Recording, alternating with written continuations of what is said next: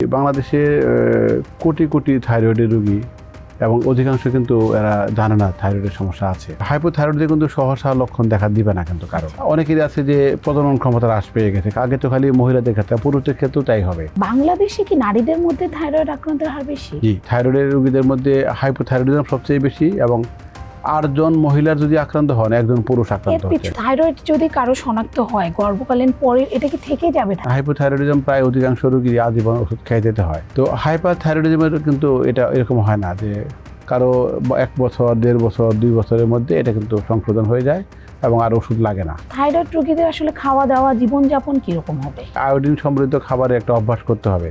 সামুদ্রিক যে কোনো খাবার, মাছ থেকে শুরু করে আগাছা, আয়োডিন আছে। ওষুধ খাওয়ার নিয়মটা একটু আমি জানতে চাচ্ছি। সকালে ঘুম থেকে ওঠার পরে ট্যাবলেটটা খেয়ে নেবেন, 1টা 2টা যে কটা ডাক্তার ওনাকে খেতে বলেছেন। 1 ঘন্টার মধ্যে কোনো খাবার আর খাবেন না।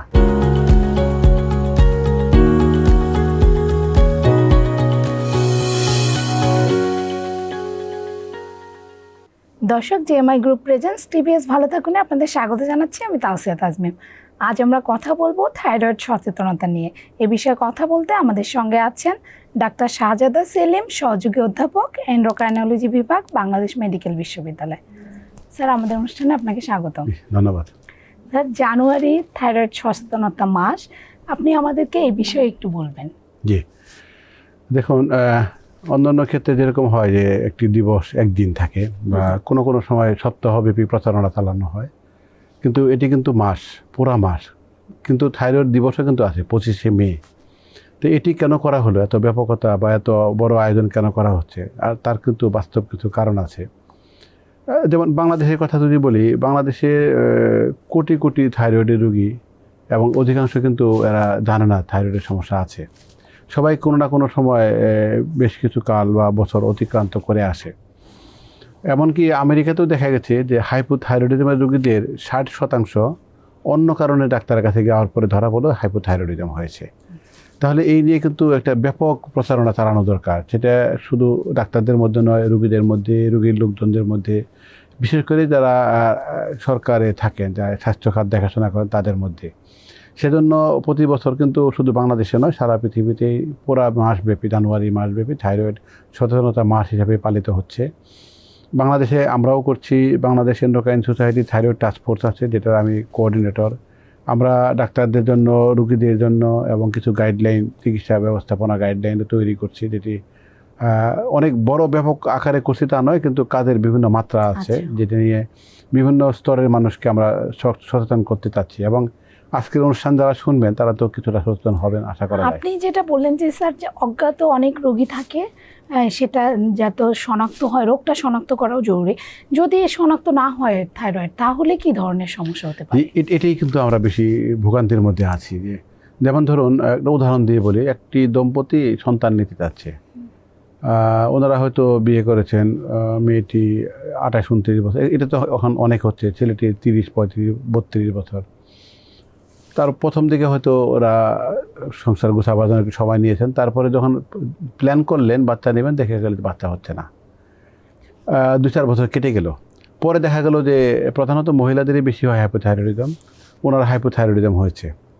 তো এর মধ্যে কিন্তু উনি এখন হয়তো বয়স 32-33 হয়ে গেছে। 30 পার হলে কিন্তু ঝুঁকিপূর্ণ মাতে পরিণত হয়ে যায়, সেটি হয়ে গেলেন। তো ওনাকে এখন আমাদের যে স্লোগানটি, যে প্রতিটি গর্ভধারণের পরিকল্পনার অংশ হবে থাইরয়েডের ফাংশনটা টেস্ট করে দেখে নেওয়া। আচ্ছা, তাহলে তাদের এই অবস্থায় নিয়ে তারা কী করবে? যেমন 14, 15, 16, 18 বছর বয়সী মেয়েদের যেটি হচ্ছে যে পলিসিস্টিক ওভারি সিনড্রোম, কিন্তু এর বাদেও কিন্তু অনেকের মাসিক অনিয়মিত থাকে। এখন কিন্তু অনেকেই বেশি মোটা হয়ে যাচ্ছেন। এটা নিয়ে আমরাও যেমন অনেক কথা বলছি, রোগীরাও কিন্তু সচেতন হচ্ছেন। মেয়েদের মুখে চুল বা মাথার চুল পড়ে যাচ্ছে, মুখে ওই চামড়া বেশি হয়ে যাচ্ছে, পুরু হয়ে যাচ্ছে, মানে পুরুষালী ভাব হয়ে গেল। তো এগুলো নিয়ে কিন্তু অনেক পরে আমাদের কাছে আসে, কিন্তু এটি কিন্তু শুরুর লক্ষণ, হাইপোথাইরয়েডিজমের লক্ষণই ছিল তার, কিন্তু ওনার নজরে আসেনি। আবার সাইকিয়াট্রির মানে কিছু রোগী ডিপ্রেশন সন্দেহ হচ্ছে, পরে দেখা গেলো হাইপোথাইরয়েডিজম। অনেক রোগী হার্ট অ্যাটাক হয়েছে, এমন একটা লক্ষণ নিয়ে ডাক্তারের কাছে যাচ্ছেন। তাহলে এই লক্ষণগুলো হবার যদি প্রথম দিকে অথবা আরও আগে থেকে আমরা স্ক্রিনিং করতে পারতাম, রোগটিকে ধরতে পারতাম, তাহলে খুব ভালো হতো। সবচেয়ে বড় যে সমস্যাটি বাংলাদেশের হয়েছে যে বাংলাদেশের মানুষের বুদ্ধিমত্তার মাত্রা কিন্তু কম, আইকিউ কিন্তু এটা কি একদম নিচের দিকে। থাইরয়েড হরমোনের জি। কারণেও? এবং এটা কাদের, যারা একদম জন্মের পর থেকেই হাইপোথাইরয়েডিজমে আক্রান্ত, যেমন কনজেনিটাল হাইপোথাইরয়েডিজম আছে, অথবা যখন স্কুলে যায় ওই সময়টাতে হাইপোথাইরয়েডিজম আক্রান্ত হয়েছে, মানে এই সময় তার হরমোন কম তৈরি হচ্ছে, যেটি তার বুদ্ধিমত্তার মাত্রা কমিয়ে দিয়েছে, লেখাপড়ার ক্ষেত্রে অবস্থা খারাপ করে দিয়েছে। এটিকে যদি শুরু থেকেই আমরা ঠিকঠাক মতো, চিকিৎসা ব্যবস্থাপনা কিন্তু সহজ সরল, জি। ঠিকঠাক মতো থাইরক্সিন দিয়ে চিকিৎসা করতে পারি বা পারতাম, তাহলে কিন্তু বুদ্ধিমত্তা ঠিক রাখা যেত, মানে দেশ বা বিশ্ব একটা মেধাবী মানুষ পেতে পারতো। আচ্ছা আচ্ছা। তো আপনি থাইরয়েডের বেশ কিছু লক্ষণ বললেন, এর বাইরে কি অন্য কোনো লক্ষণ আছে স্যার? আরও অনেক লক্ষণ। থাইরয়েডের ক্ষেত্রে যেটা হয়, হাইপোথাইরয়েডে কিন্তু সহসা লক্ষণ দেখা দিবে না কিন্তু কারো। আচ্ছা। তো সেক্ষেত্রে কিন্তু অনেক পরে লক্ষণ দেখা দিচ্ছে, যে আমি যেগুলো বললাম এটি বড় দাগে বলেছি, যেমন অনেকেরই কনস্টিপেশন হচ্ছে, ঠিকমতো পায়খানা হচ্ছে না। অনেক দেশে এরকম হয় যে যারা কম্পিটিটিভ জবে আছেন, তো উনি আর তাল মেলাতে পারতেছেন না। আচ্ছা। অনেকেরই আছে যে প্রজনন ক্ষমতা হ্রাস পেয়ে গেছে, আগে তো খালি মহিলাদের ক্ষেত্রে, পুরুষদের ক্ষেত্রেও তাই হবে।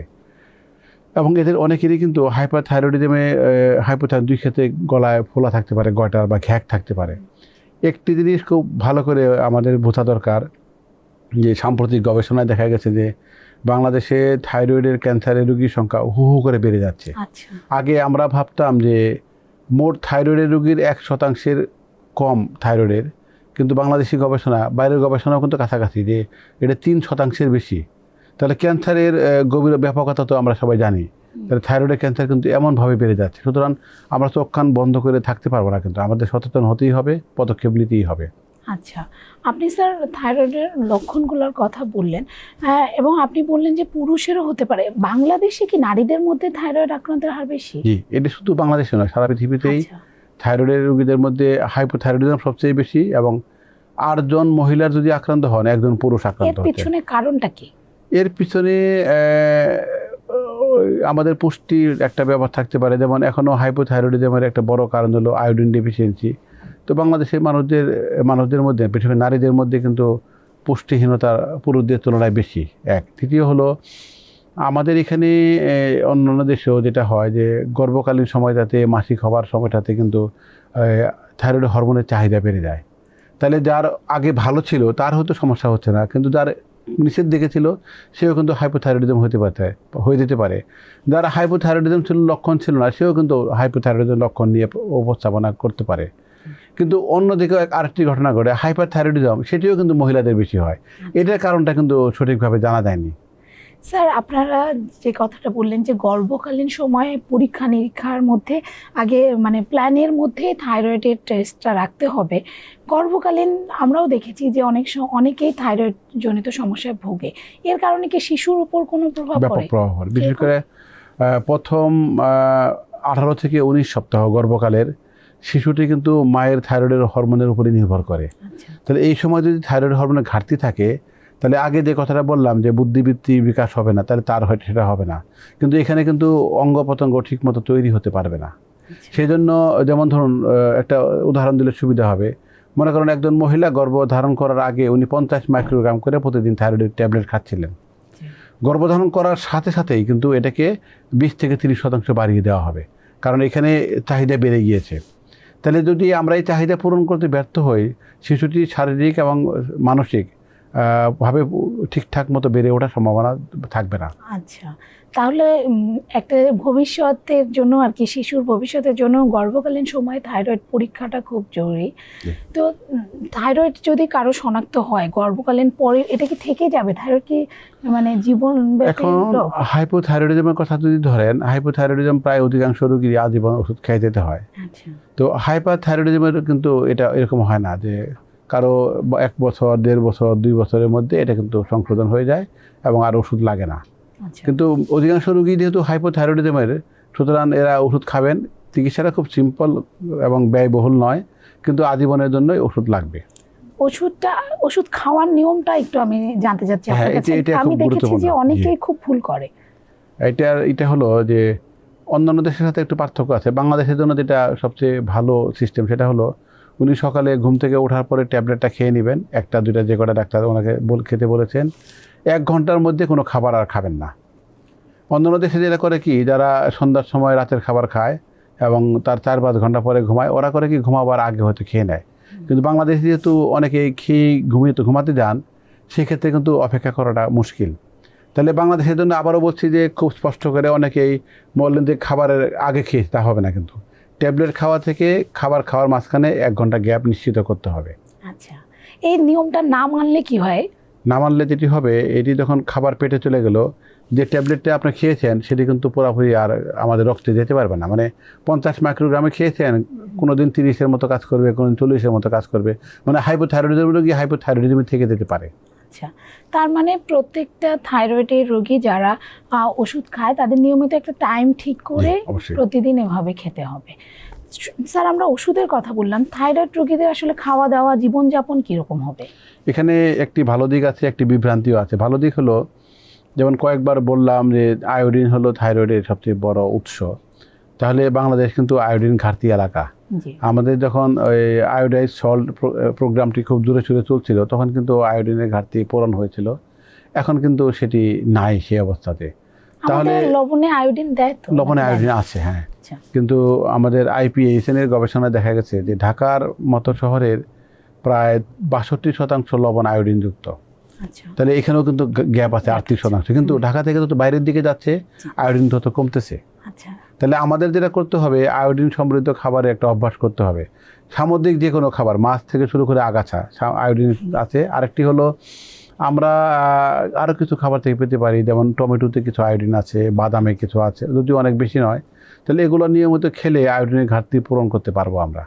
কিন্তু একটা বিভ্রান্তি হলো, অনেকে মনে করেন যে আমি যদি ফুলকপি, বাঁধাকপি এগুলো খাই তাহলে কি আমার আয়োডিনের ঘাটতি হবে। বাংলাদেশে আমরা যে পদ্ধতিতে খাই সেই পদ্ধতিতে এটা কিন্তু হবে না। কারণ যদি লবণে আয়োডিন থাকে, এই লবণটি যদি কাঁচা ফুলকপি, বাঁধাকপির সাথে মিশিয়ে আমরা খাই, তাহলে ওই আয়োডিনটা আমাদের আর হজম হবে না। কিন্তু আমরা তো কাঁচা ফুলকপি, বাঁধাকপি বাংলাদেশে খাই না। শুধু আমাদের জন্য কিন্তু এটা সমস্যা নয়, তারা অনেকেই কিন্তু এই বিভ্রান্তির মধ্যে আছেন। আচ্ছা স্যার, আমরা অনেকের কাছেই শুনি যে থাইরয়েড হয়েছে, ওজন আর কমছে না, শুধু বাড়তেই আছে।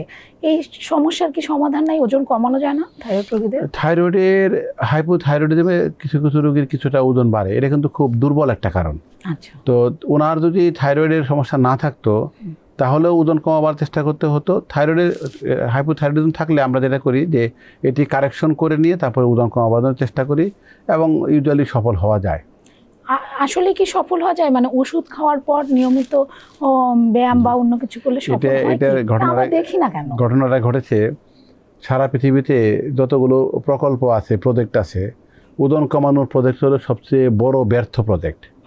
কারণ হলো ডাক্তারের কাজ নেই, ডাক্তার খালি বলে দিবে রুগী সব কাজ করবে। এমন সব কাজ করবে যে কাজগুলোতে তাকে খুব বেশি আনন্দ দিবে না, কষ্টকর আর কি। যেমন ওনার খাদ্য ব্যবস্থাপনার এমন হবে, শারীরিক শ্রম এমন হবে। তো অনেকেই শুরুতে হয়তো আগ্রহী থাকেন, কিছুদিন পরে আগ্রহ হারিয়ে ফেলেন। আর বাংলাদেশের মানুষের সমস্যা হলো, আমরা ফিজিক্যাল পরিশ্রম, শারীরিক শ্রম সবচেয়ে কম করি, প্রচুর শর্করা জাতীয় খাবার খাই। এখন আপনি মনে করেন চাচ্ছেন যে আপনার খাদ্য ব্যবস্থাপনা পরিবর্তন করবেন, হাঁটবেন, পরিবারের বাকিরা আপনার মতো নয়, তাহলে এখানে কিন্তু আপনি আপনার জন্য আলাদা রকম খাদ্য ব্যবস্থাপনা করতে পারবেন না। এই জন্য ব্যস্ততাটা আরও বেড়ে যাচ্ছে। কিন্তু অসংখ্য সফল রোগী পাবেন আমার কাছে আসলে, দেখবেন যে বহু রোগী অনেকেই সফল হয়েছেন, কেউ কেউ ব্যর্থ হয়েছেন, কিন্তু সফলতা হার বেশি। নির্দিষ্ট ডায়েট চার্ট মেইনটেইন করতে হয় না? অবশ্যই। আচ্ছা। ওজন কমাবার জন্য সাধারণত যেটা করা হয় যে ওনার ওই বয়সে, ওই শারীরিক কাঠামোতে যতটুকু ক্যালোরি গ্রহণ করা দরকার তার চেয়ে একটা ঘাটতি রাখা হয়। সেই ঘাটতি কতটুকু ওজন কমানো টার্গেট, তার সাথে তাল মেলানো হয়। কারোর জন্য 400, কারোর জন্য 500, এবং 700 পর্যন্ত হতে পারে প্রতিদিনের ক্যালোরি ঘাটতি রাখা হয়। একই সাথে শারীরিক শ্রমের একটা কাঠামো থাকে। এখন কিন্তু অনেক সুন্দর সুন্দর ওষুধ আছে, ওষুধ দিয়েও আমাদের এখন সফলতার হার অনেক বেশি। আচ্ছা, সেই ওষুধগুলো কি স্যার ওজন কমানো নাকি থাইরয়েডের ওষুধ? না, থাইরয়েডের ওষুধ নয়, ওজন কমাবার ওষুধ আছে। কিন্তু সেগুলো কি স্যার সেফ? খুব নিরাপদ। আচ্ছা, বাংলাদেশে ব্যবহার করছেন আপনারা? বাংলাদেশ এখন চ্যাম্পিয়ন, বাংলাদেশ এখন এক্সপোর্ট করছে এই ওষুধ। তাই? তাহলে তো খুবই ভালো কথা। স্যার, আমরা থাইরয়েড নিয়ে অনেক কথা বললাম, আপনি আমাদের একটু বলবেন থাইরয়েড কি প্রতিরোধ করা যায়? মানে যার হয়নি তার হবে না কখনো? কিছু কিছু ক্ষেত্রে, যেমন ধরুন আয়োডিনের ঘাটতির জন্য থাইরয়েডের যে সমস্যা হবে, তাহলে আয়োডিন ঘাটতি পূরণ করলে এটা মিটে যাবে। তাহলে এখন আয়োডিনকে টেস্ট করা হবে, সেটি কিন্তু টেস্ট না করেও সম্ভব। এই ক্ষেত্রে আমি আগে যেটা বললাম যে আয়োডিন সমৃদ্ধ খাবারে যদি আমরা অভ্যাসটি করতে পারি তাহলেই হবে। কিন্তু অটো ইমিউন ডিজিজ, হাইপোথাইরয়েডিজমও হচ্ছে, হাইপারথাইরয়েডিজমও হচ্ছে। এটি কিন্তু ঠেকানো প্রায় অসম্ভব। আচ্ছা, তাহলে আমাদের সচেতন থাকতে হবে। এখানে সচেতনার পদক্ষেপ হবে যে আমি পরীক্ষা করে জেনে নিব যে আমি এই সমস্যার মধ্যে ঢুকে গেলাম কিনা। স্যার আপনি তো অনেক গবেষণাও করেন, আমাদের দেশে আসলে কোন বয়সীরা বেশি ঝুঁকিতে থাইরয়েডের? যদি হাইপোথাইরয়েডিজম বলেন তাহলে এই 14-15 থেকে শুরু করে 40-এর মধ্যে এরা বেশি ঝুঁকিতে। কিন্তু আচ্ছা, হাইপোথাইরয়েডিজম মানে থাইরয়েড হরমোনের উৎপাদন কিন্তু বয়সের সাথে সাথে কমতে থাকে। তাহলে অনেক বেশি বয়সে গেলে তার একটা ঘাটতি থেকে যায়, ওই ঘাটতিটা কিন্তু আর মেনে নেই। কিন্তু যাদের ঘাটতি হয়ে অন্য সমস্যা হচ্ছে এদের বয়স কিন্তু 20, 30, 40, 50 এরকমই হবে। আর হাইপারথাইরয়েডিজম হলে এরা 30 থেকে 50-এর মধ্যে হবে। আমাদের কি থাইরয়েড রোগী বাড়ছে নাকি শনাক্ত বাড়ছে আগের তুলনায়? দুটোই হতে পারছে।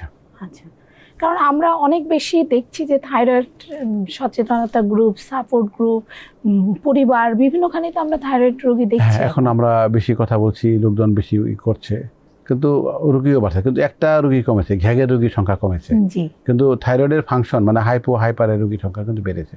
থাইরয়েড রোগী যদি একটা সুস্থভাবে স্বাভাবিকভাবে জীবনযাপন করতে চায় তার আসলে কি নিয়ম মেনে চলতে একদমই পারবে, কিন্তু পারবে? এটা খুবই বারবারই বলছি, খুব সহজ সরল চিকিৎসা, খুবই সস্তা চিকিৎসা। কিন্তু ওই রোগীটাকে কিন্তু ডাক্তারের কাছে, যে ডাক্তার হরমোনের ডাক্তার ওনাকে দেখেছিলেন, প্রতিবারই বলে দেওয়া হয় যে আপনি 4 মাস পরে, 3 মাস পরে বা 6 মাস পরে টেস্ট করে নিয়ে আসবেন। যারা আসেন তারা খুব ভালো থাকেন, কিন্তু কিছু কিছু রোগী দেখা গেলো আজকেও এক রোগী 3 বছর পরে আসছে, এখন দেখে অবস্থা খুব খারাপ। তাহলে উনি ভালো থাকতে পারলেন না, কিন্তু কারণ মাঝখানে কিন্তু বেশ ভালো ছিলেন। আচ্ছা, ভালো থেকে উনি ভুলে গেছেন যে ওনার একটা শিডিউল ছিল। তো শিডিউল আচ্ছা। মেনটেন করতে পারলে খুব ভালো থাকা সম্ভব। যদি ফলো আপ না করে, নিয়মিত চিকিৎসা না করে কি খারাপ হতে পারে, কতটা তাহলে খারাপ? থাইরয়েডের, যেমন হাইপোথাইরয়েডের তো বুদ্ধিবৃত্তি থেকে শুরু করে শারীরিক শ্রম, উৎপাদনশীলতা, প্রজনন সব ধ্বংস হয়ে যাবে কিন্তু। আচ্ছা, কারণ এটি শুধু এত ব্যাপক কর্মকাণ্ড, এটি মেটাবলিক কর্মকাণ্ডকে নিয়ন্ত্রণ করে, অন্য হরমোনের কর্মকাণ্ডকে নিয়ন্ত্রণ করে। যাদের বাচ্চা নাই তাদের বাচ্চা না হওয়ার পিছনে দ্বিতীয় প্রধান কারণ, তাহলে বুঝেন। আচ্ছা। আবার হাইপারথাইরয়েডিজম কিন্তু এতটাই মারাত্মক হতে পারে যে রোগী মারা যেতে পারে, যদিও অনেক বেশি সংখ্যায় যাচ্ছে না। কিন্তু এদের অনেকেই বুক ধরপানি, অস্থিরতা থেকে শুরু করে হার্ট অ্যাটাকের মতো অবস্থা হয়, এবং অনেকে গিয়ে হয়তো আইসিইউতে বা সিসিইউতে ভর্তি হয়েছেন। তাহলে জীবনযাপন কিন্তু চরমভাবে ব্যাহত হচ্ছে। তাহলে থাইরয়েডের হরমোন মৃত্যুর জন্য প্রধান কারণ নয়, কিন্তু জীবন মান রক্ষা করার জন্য খুব গুরুত্বপূর্ণ একটি হরমোন। আচ্ছা, তার মানে সুস্থ স্বাভাবিক জীবনযাপন করার জন্য থাইরয়েড শনাক্ত এবং সঠিক চিকিৎসাটা খুব জরুরি। অতি জরুরি। স্যার আপনি সচেতনতা নিয়ে কাজ করছেন, থাইরয়েড সচেতনতা, এবং আমাদের আপনি বলবেন যে আমাদের দর্শকদের আপনাদের কিছু বলার থাকলে। আমি যদি খুব সংক্ষেপ করে বলি তাহলে হবে যে বাংলাদেশের প্রায় সবাই আমরা এই ঝুঁকিতে আছি, কারণ 4 কোটির বেশি রোগী। তাহলে যাদের এই অবস্থায় থাকুক, লক্ষণের জন্য অপেক্ষা না করে একবার ডাক্তারের কাছে গিয়ে চিকিৎসা হয়তো শুরু হবে না, শনাক্ত করতে হবে, নাম্বার 1। নাম্বার 2 হলো যাদের গর্ভধারণের পরিকল্পনা আছে, হাজব্যান্ড ওয়াইফ দুজনকেই যদি আজকে প্ল্যান করেন, আজকেই পরীক্ষা করে নেওয়া উচিত। আর গর্ভকালীন সময়ের আগে যদি পরীক্ষা করা না থাকে, গর্ভধারণ করার সাথে সাথে পরীক্ষা করে নিতে হবে। চিকিৎসা ব্যবস্থাপনা আমাদের বাংলাদেশে এখন খুব ভালো চিকিৎসা হচ্ছে, এর জন্য বিদেশেও যাওয়া দরকার নাই, অনেক বেশি ব্যয়বহুল প্রক্রিয়াও নয়, কিন্তু সচেতন হলেই কিন্তু চলবে। আমরা এই সচেতন মাসে সকলকে সেই অনুরোধই করব। আমাদেরকে সময় দেওয়ার জন্য আপনাকে ধন্যবাদ। আপনাকেও ধন্যবাদ। এই ছিল জেএমআই গ্রুপ প্রেজেন্টস টিবিএস ভালো থাকুন। আমাদের সঙ্গে থাকার জন্য ধন্যবাদ।